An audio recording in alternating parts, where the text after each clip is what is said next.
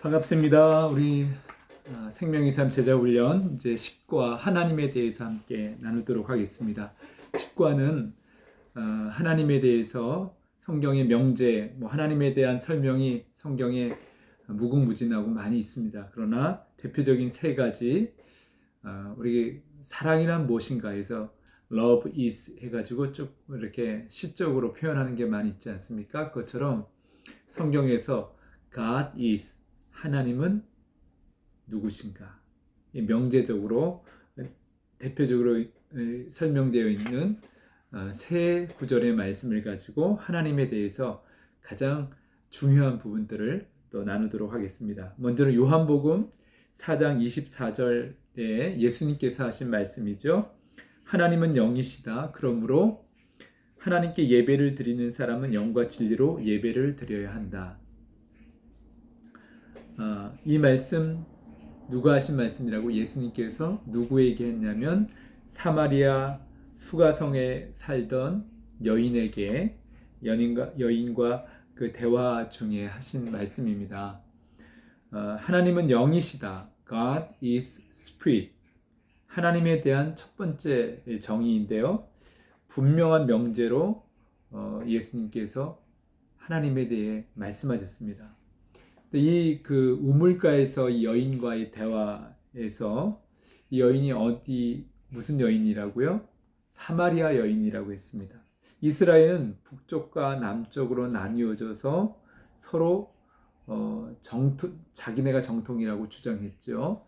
솔로몬 통치 이후에 솔로몬이 우상 숭배를 하기 시작하고, 그래서 하나님께서 그 우상 숭배에 대한 대가로 솔로몬 이후에 나라가 두 쪽으로 나뉘어질 것을 말씀하셨는데, 북쪽은 10지파가 모여서 우리가 정통이다. 그래서 우리는 이스라엘이다. 그래서 북이스라엘 이름 그대로 그것을 사용했고요. 남쪽은 2지파가 모여서 유다라는 이름의 나라를 세웠습니다.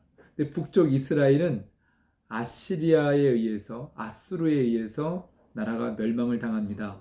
그 지역에 남아있던 유대인들, 북쪽에 남아있던 그 유대인들과 다른 이방인들, 아수르에 의해서 멸망당했으니까 다양한 이방인들과 혼합 정책에 의해서 혼혈족이 생기게 됩니다. 그 사람들이 사마리아인이라고 부르게 됩니다. 요한복음 이 4장은 이 사마리아 지역으로 지나가시던 예수님께서 우물가의 여자와 대화하는 그런 장면이죠.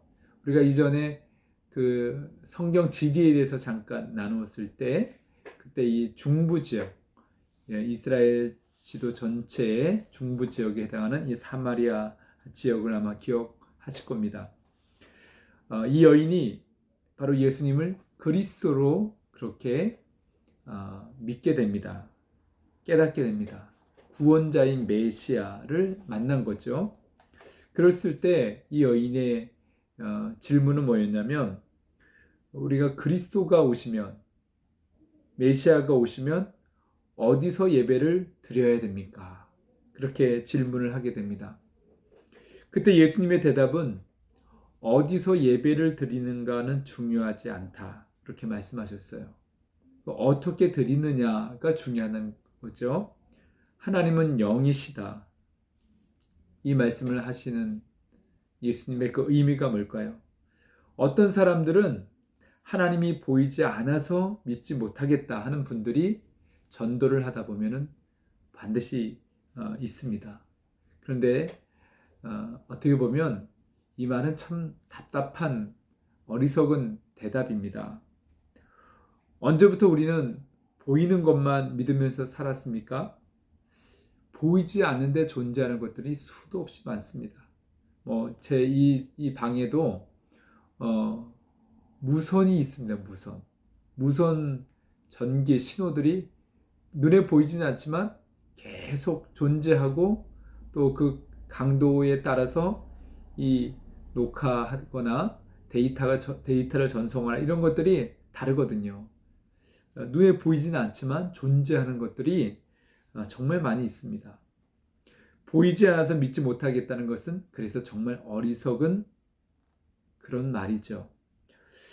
2-3살 아이들이 엄마랑 깍꿍놀이 할 때가 있습니다. 엄마가 커튼 속 뒤에 숨어서 엄마가 없으면 불안해하고 울려고 하죠. 엄마가 깍꿍하고 나타나면 아이는 안심합니다. 이런 놀이를 하다 보면 또 숨었다가 다시 엄마가 깍꿍하고 나타나면 아이는 거기서 이제 깔깔깔 웃으면서 반응을 하는 것을 보게 됩니다.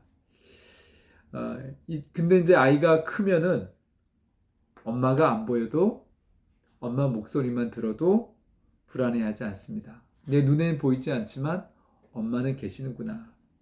그래서 혼자 잘 놀죠. 하나님이 안 보여서 못 믿겠다는 사람은 그런 의미에서 2-3살 정도의 어린아이와 같은 사람입니다. 하나님은 영이시다. 하나님은 육안으로 보이지는 않으시지만 하나님은 계시는 증거가 참 많습니다.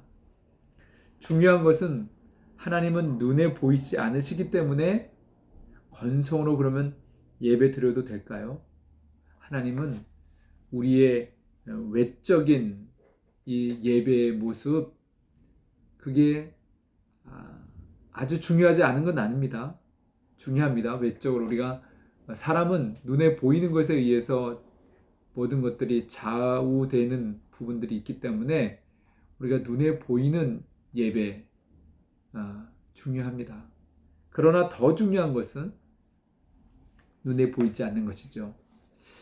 하나님은 사람을 볼 때 외모로 판단하지 않으시고 뭘 보신다고요? 네, 우리의 중심을 보신다 했어요. 우리의 마음을 보시고 우리의 정성을 보시는 거죠. 하나님 우리의 마음의 중심을 보고 계시기 때문에 우리가 예배를 드릴 때 어떻게 드려야 되느냐, 이것의 초점이 마음 중심에 있다는 것입니다. 그래서 자꾸 외적인 것에 집중하시는 분들에게는 하나님이 영이시다는 말이 좀 불편할 수 있습니다. 그러나 정말 하나님을 사랑하고 따르기 원하는 사람들에게는 하나님이 영이시다는 이 말이 얼마나 중요한지 또 좋은 말인지 깨닫게 됩니다. 사람들은 관계 속에서 서로 오해하고 다 이해하지 못하면서 마음의 상처를 받습니다. 그러나 하나님과의 관계 속에서 하나님은 영이시다는 것은 하나님은 우리를 정확하게 알고 계시고 통찰하고 계시다는 것입니다. 그래서 하나님은 우리를 진짜 이해하시는 분이십니다. 사람들은 이해한다 그러면서 오해할 때가 참 많습니다. 하나님은 우리를 있는 모습 그대로 우리의 마음까지 다 통찰하시면서 용납해 주십니다. 하나님의 이해라는 것은 뭐냐면 사람들은 모든 정황과 상황 또 마음 깊은 곳까지 모르기 때문에 100% 이해하는 것이 불가능합니다. 그러나 하나님은 정말 우리를 용납해 주시고 이해해 주시고 받아주시는 분이십니다. 사람은 결과만 가지고 그 사람을 평가하고 또는 비난하기도 하고 충고하기도 하고 그렇습니다. 그러나 하나님은 결과만 보시는 분이 아니라 과정을 다 아시고 때로는 결과가 좋지 못했을 때 그때도 이해하시고 위로해 주시고 또 새롭게 격려해 주시는 분이 바로 하나님이십니다. 때로는 결과는 좋아요. 근데 과정이 하나님의 뜻에 합당하지 않아요. 거짓과 엉터리로 그리고 결과만 좋은 거, 하나님은 그 결과만 보고 그 사람을 칭찬해 주지 않으십니다.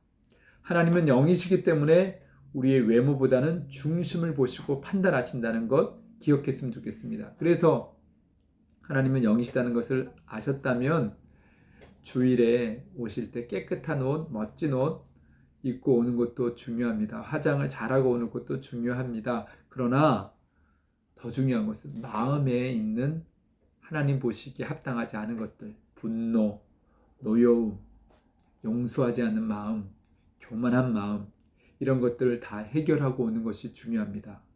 오셔서 예배드리기 전에 기도하는 시간 최소 10분, 이 시간을 통해서 내 마음이 정말 하나님이 예배하기 합당한 마음인지, 회개할 것은 없는지, 지난 밤에 싸웠는데 아직 분을 풀지 않고 있는지, 성경 말씀해 보니까 부부 사이에 또 가족과 다툼이 있을 때 우리가 분노가 일어나고 싸우잖아요. 근데 그것을 해를 넘기지 말라는 거예요. 네, 12시를 넘기지 마시기 바랍니다. 용서할 거 다 용서하고 근심되는 것이 있다면 하나님께 맡기고, 또 용서 구할 죄가 있다면 하나님께 회개하는, 고백하는 그런 기도를 통해서 예배 드릴 준비가 되어 있어야 돼요. 네. 그래서 예배 시간에 늦는 것 참 곤란한 것입니다. 네. 우리가 사람을 만나도 지각하는 것이 얼마나 민폐이고 죄송하고 민망합니까? 하나님께 예배 드리는데 사람보다 더 못할 때가 있지 않습니까? 그래서 예배 전 10분 전에는 영이신 하나님께 집중할 수 있도록 우리의 예배 습관을 올바르게 그렇게 고치시기를 부탁을 드립니다. 바랍니다. 목사를 위한 것이 아니고 예배 드리는 바로 여러분 자신을 위한 것입니다. 하나님은 영이시기에 무엇보다 살아있는 예배, 성령 충만한 예배를 늘 사모하시기를 기도합니다. 이제 두 번째, 하나님은 누구신가?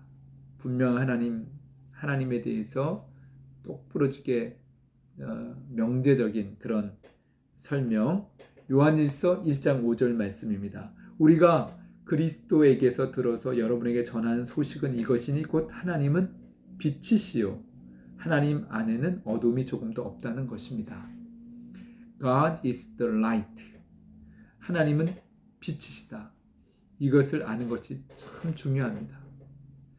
왜 중요할까요? 6절 말씀, 그 다음 절 말씀을 보게 되면 우리가 하나님과 사귀고 있다고 하면서 그대로 어둠 속에서 살아가면 우리는 거짓말하는 것이요 진리대로 살지 않는 것입니다. 하나님이 빛이시라는 이 말씀에 빛은 뭐고 어둠은 뭔가? 하나님이 빛이시라는 것이죠. 하나님이 빛이시기 때문에 내가 하나님을 믿는다고 그러면서 계속 어둠 속에 있다면 그것은 거짓말하는 것이다 는 거예요. 우리는 다시 태어난 사람이죠. 두 번째 출생한 사람이에요. 그래서 중생이라 그러고 거듭났다 그럽니다. Born again. 이 말을 공식적으로 미국의 대통령이 노벨 평화상을 받은 미국의 지미 카터 대통령 이야기입니다. 그가 대통령 취임 연설을 하면서 자기 신앙에 대해서 얘기를 했습니다. 아마 공식적으로는 처음 있는 일이었다고 그러는데요. 근데 지미 카터는 대통령 연설을 하면서 나는 born again Christian, 거듭난 그리스도인입니다 하고 그렇게 자신을 소개했어요. 그는 대통령직을 다 마치고도 다시 고향 조지아로 돌아가서 교회학교 선생님으로 충실하게 신앙을 지키면서 사역했던 그런 대통령이죠. 많은 일화가 있습니다.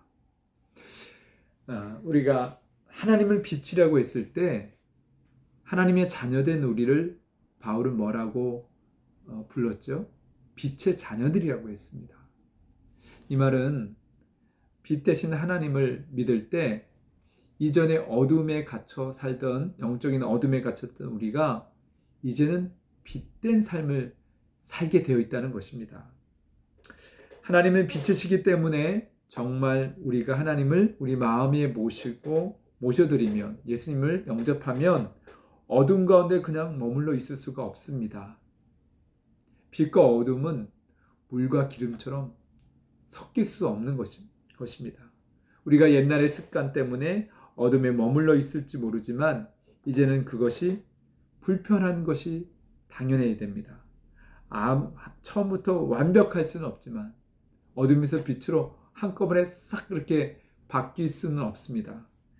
아무렇지도 않게 그냥 그런데 죄 가운데 여전히 머물러 있다면 그 사람이 정말 예수님을 영접했는지 점검할 필요가 꼭 있습니다. 하나님이 빛이시기 때문에 그렇습니다.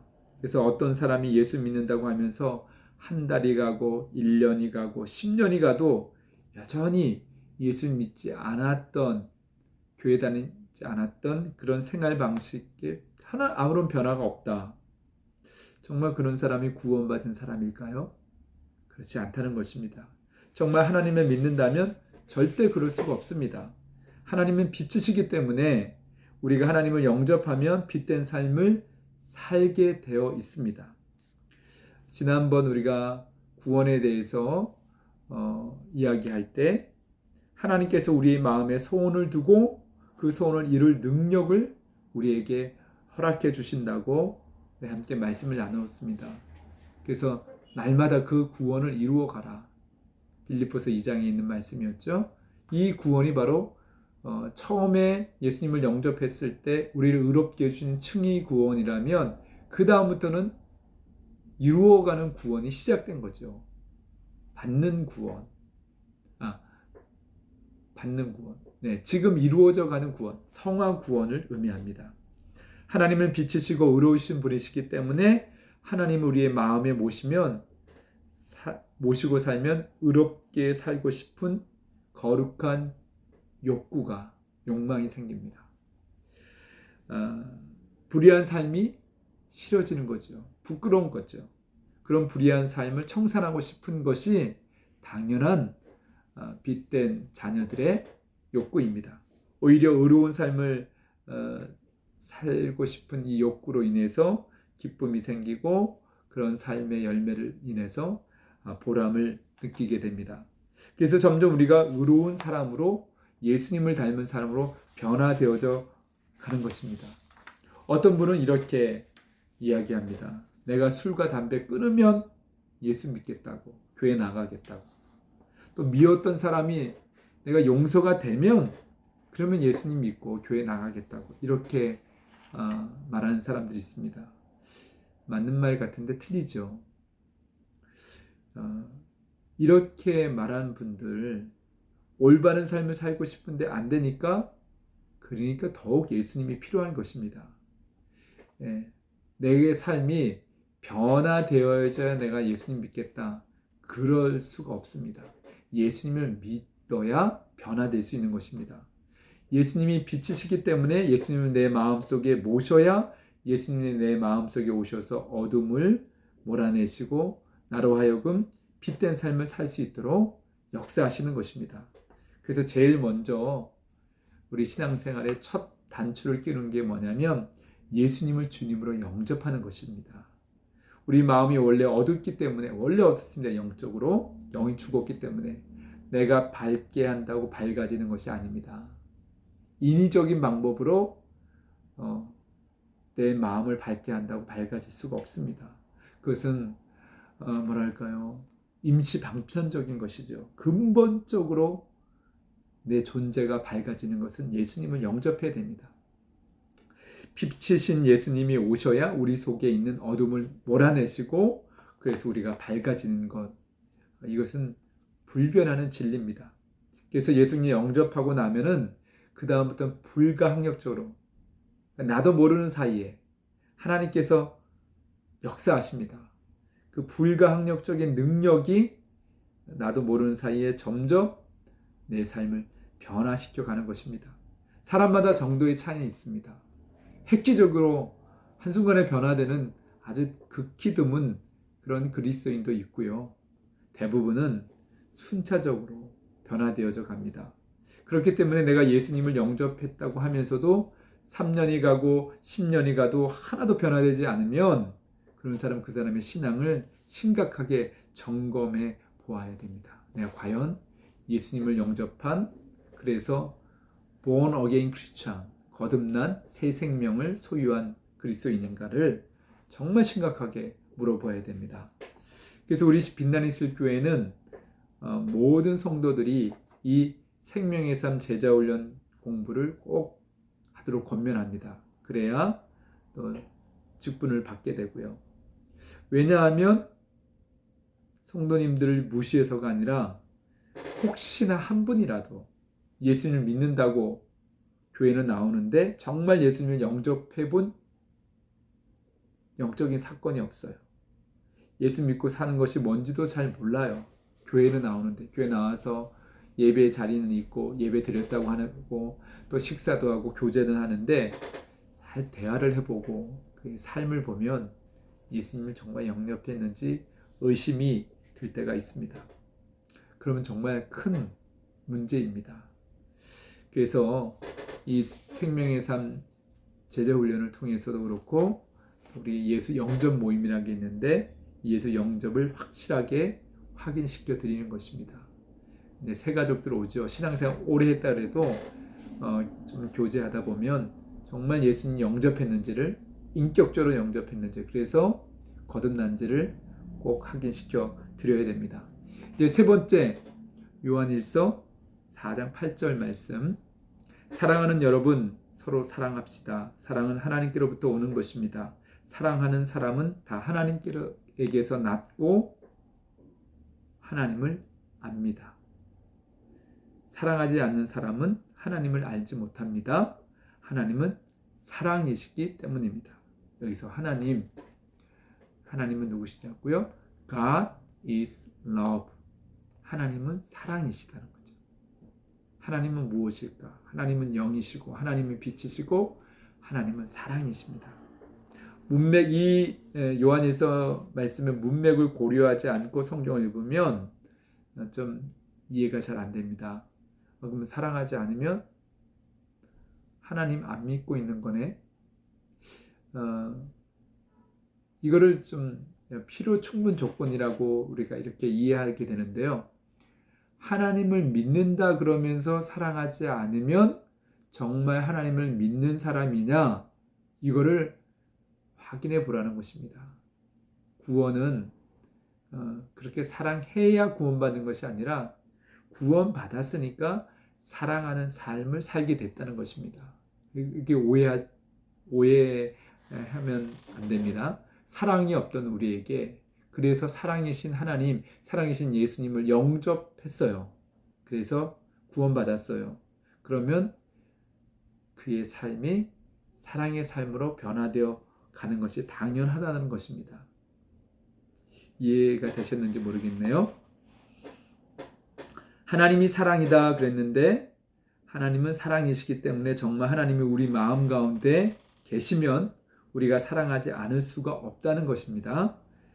정말 하나님이 사랑하시기 때문에 그래서 눈에 보이는 형제를 사랑하지 못하면서 어떻게 눈에 보이지 않는 하나님을 사랑할 수 있느냐 그렇게 말씀하시죠. 그러니까 하나님을 믿고 하나님의 자녀가 됐다면 눈에 보이는 형제를 사랑하는 것이 당연하고 마땅하다.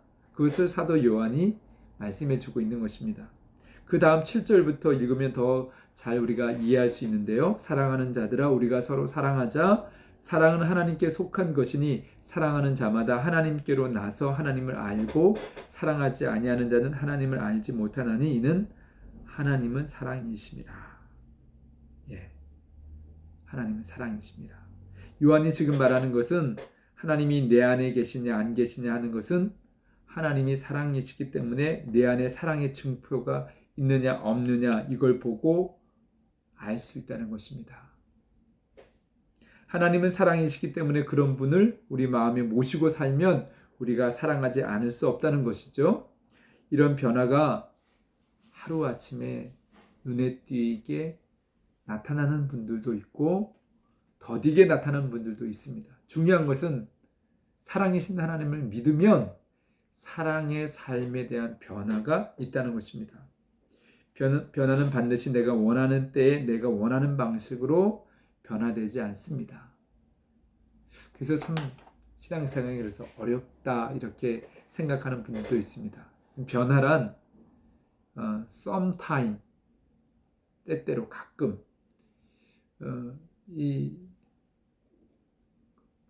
숫자적인 게 횟수에 의한다면 예를 들면 우리가 화를 냅니다. 이전에 예수님 믿기 전에 분노가 있었어요. 예수 믿고 나면 그 화내는 게 죄로 상태가 된다는 게 아닙니다. 예수 믿기 전에는 100이면 100번 화를 냈어요. 예수 믿고 난 다음에 50번, 반이 줄고 1년이 지나면 100번 중에 그런 화낼 만한 상황에서 10번으로 줄고, 이제 한 30년 지나면 100번, 예수 믿기 전에는 100번 다 화를 냈다면 100번 중에 3번 이제 그 횟수가 줄어드는 거예요. 그게 변화입니다. 또 그렇게 되기까지 피나는 영적인 안에서 갈등과 싸움이 있는 거죠. 그러다 한 번씩 또 터지게 됩니다. 그런 거 예수 믿어도 똑같네, 이렇게 평가해 버리면 안 됩니다. 성령님께서 나름대로 많은 부분 변화를 주시는 거죠. 그러다가 한 번씩 그렇게 그게 폭발을 해버린다 할까요? 여전히 옛 습관이 100% 제로가 되면 좋겠지만 그렇게 되는 사람이 거의 없습니다. 바울도 복음을 전하다가도 바나와 다투기도 하고, 목사도요 집에서 아내와 싸웁니다. 네. 잘 하다가도 한 번씩 넘어집니다. 그러나 분명하게 만약에 예수님 믿지 않았다면 괴물이 됐을지도 모릅니다. 그러니까 이 변화라는 것을 잘 이해하셨으면 좋겠습니다. 그리고 어디선가, somewhere, 우리가 인생의 어떤 부분에서 일어나는 변화죠. 내 눈에는 변하지 않을 것 같아 보이지만 아내에게 전보다 좋은 남편이 되어가고 있습니다. 너무 같이 살다 보면 익숙하기 때문에 그 변화를 감지하지 못할 때가 많습니다. 아직 회사나 다른 부분에서 눈에 띄지 않지만, 그러나 우리가 이걸 모르니까 한마디로 변화가 없다 이렇게 말하면 안 됩니다. 그래서 예수 믿고도 똑같네 이렇게 쉽게 단정해서 평가하고 비난하고 판단하는 거 참 조심해야 됩니다. 그리고 어떤 자기 기준에 의해서 판단해서는 안 된다는 거죠. somehow, 어느 정도냐. 꼭 자기식으로 변하지 않으면 변하지 않았다고 쉽게 단정해버리는 거예요. 그래서 이단 종파는 자기 기준에 의해서 아닌 거는 다 무시해버리죠. 조심해야 됩니다. 변화라는 것이 어떨 때는 내 기도하는 대로 되지 않고 어느 정도는 내 생각대로 이렇게 변화되지 않은 것 때문에 우리가 힘들 수 있습니다. 특별히 부부 사이에 되게 보면 이런 변화를 인정해 주는데 굉장히 인색합니다. 너무 완벽을 요구하는 거죠. 이전보다 많이 노력하고 좋아졌는데 뭐 하나 잘못됐으면 그것 때문에 모든 것을 다 부정적으로 평가해 버리는 거, 저도 가끔 그럴 때가 있습니다. 그래서 상처를 주죠. 그래서 우리에게 필요한 것은 참 이 칭찬하고 인정해 주는 것에 좀 인색하지 말아야 됩니다. 조금의 변화를 크게 인정해 주셔야 돼요. 그래도 교만하지 않습니다. 오히려 점점점 더 이제 변화의 열매가 풍성해지는 것, 우리가 그것을 생각하면서 가까이 있는 가족들, 배우자와의 관계, 그리고 특별히 성도들요. 권사님, 장로님 되셔도 당연히 변화되는 게 당연하다고 생각하면 안 됩니다. 조금의 변화라도 그걸 인정해드리고 칭찬하고 존경을 표하는 것, 그것이 우리 공동체에 꼭 필요한 것입니다. 누구를 절대 비교하지 말고요. 사람마다 다 변화의 정도와 그 배경의 삶의 배경 이런 걸 잘 이해하다 보면은 분명히 변화되어 가고 있는데 어떤 절대적인 기준을 가지고 평가해서는 안 됩니다. 다 다르기 때문에 그렇습니다. 중요한 것은 내가 원하는 식으로, 내가 원하는 때에, 내가 원하는 장소가 아니라는 것입니다. 하나님의 사랑, 그 하나님의 사랑, 어, 우리가 알기 때문에 그 하나님을, 예수님을 마음에 모시고 살면 하나님의 때에 하나님의 방법으로 그 사랑은 흘러나오게 되어 있습니다. 기다림이 필요합니다. 너무 재촉하지 않았으면 좋겠습니다. 그래서 사랑 그러면 거창하지만 연민의 마음, 좀 마음이 가는 정도로 이제 시작을 하면 됩니다. 그래서 바울이 우리에게 권면해 줄 때 가정이나 공동체 안에서 서로 불쌍히 여기라. 우리가 원래 다 사랑이 고갈됐던 사람들이지 않습니까? 불쌍히 여기는 마음, 긍휼히 여기는 마음, 이게 참 중요합니다. 그래서 남편이 집에 들어오면 왠지 얼굴이 까칠하잖아요. 피곤에 쪄들어서 들어옵니다. 좀 안 돼요. 좀 불쌍히 여기는 마음을 가질 필요가 있습니다. 반대로 남편도 마찬가지로 아내가 좀 얼마나 힘든지 겉모양만 보면 모릅니다.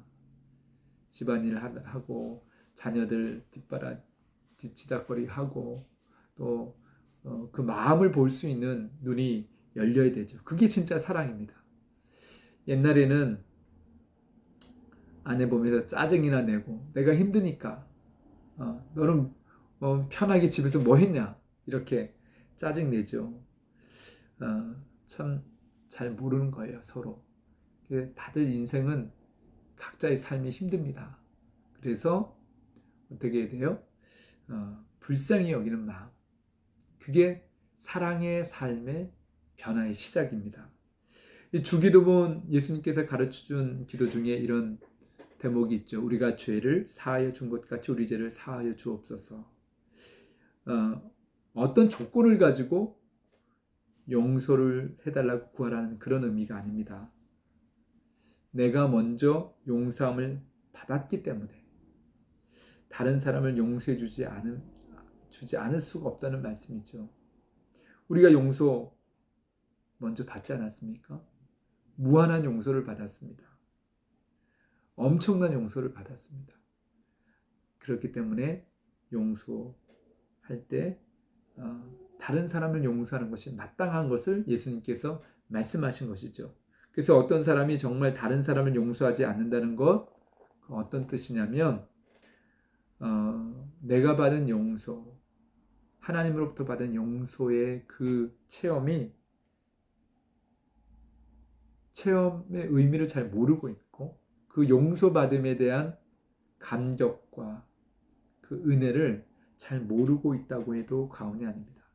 내가 누구를 용서하지 못한다고 어떤 마음이죠? 그 억울한 마음, 용서해주지 않는 마음, 그 마음, 하나님의 그 사랑, 그 용서를 실제로 경험하지 못했다 이렇게 해도 틀린 말이 아닙니다. 내가 먼저 용서함을 받고 난 다음 다른 사람을 용서하는 것이 용서 받았잖아요. 그래서 내가 용서하는 것이 아니라 그 용서받은 하나님의 사랑이 있기 때문에 용서가 가능한 것입니다. 그래서 용서하는 것처럼 참 어려운 게 없습니다. 그러나 하나님의 용서를 체험하고 난 다음에는 용서에 대해서 점점 그 부담감이 적어지게 됩니다. 처음에는 무척 어렵습니다. 왜? 모르니까. 하나님부터 받은 용서의 그 깊이와 그 강도를 모르기 때문에 그렇습니다. 마치 어린아이가 걸음마를 처음 배울 때 무척 힘듭니다. 낑낑대면서 뭘 붙잡고 일어나고 몇 발자국 옮기지도 못하고 엉덩방아를 찌면서 처음 걸음마를 할 때 무척 힘든 거잖아요. 그러나 그것이 계속 거듭 반복되어지면 어느 순간 이제 제대로 걷기 시작하는 거죠. 우리의 사랑의 삶도 마찬가지입니다. 사랑으로 변화된 삶을 살아가는 게 처음에는 만만치 않습니다. 어렵습니다. 그러나 거듭 반복해서 주님이 주시는 그 사랑의 힘으로 그 용서를 체험하면서 용서하고 사랑하는 것을 거듭 반복하고 하다 보면 정말 성령의 능력을 충만하게 경험하게 되면 사랑이 쉬워집니다. 용서가 쉬워집니다.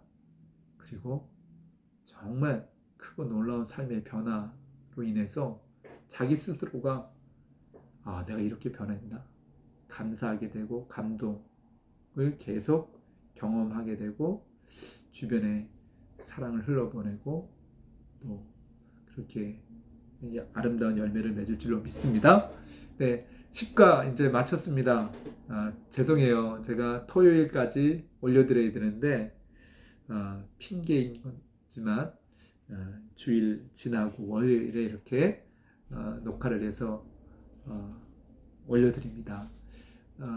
저도 주어진 일들을 더 성실하게 그리고 또 규모 있게 잘 시간을 활용해서 제자훈련 마칠 때까지 잘 섬길 수 있도록 기도해 주시고 우리 성도님들 중에도 좀 이제 몇 분, 한두 분 이제 좀 뒤처지기 시작한 분들이 있습니다. 그러나 용기를 잃지 마시고 끝까지 밀린 과제들을 성실하게 잘 감당하셔서 우리 모두 21분 우리 제자훈련생 모두가 다 수료하기를 제가 날마다 기도하고 있습니다. 하루에 막 2시간씩 산에 오르면서 자랑이 아니었으면 좋겠고요. 열심히 기도하고 있으니까 반드시 21분 다 낙오하지 않고 이번에 다 수료하게 될 줄로 믿습니다. 승리하세요. 사랑합니다.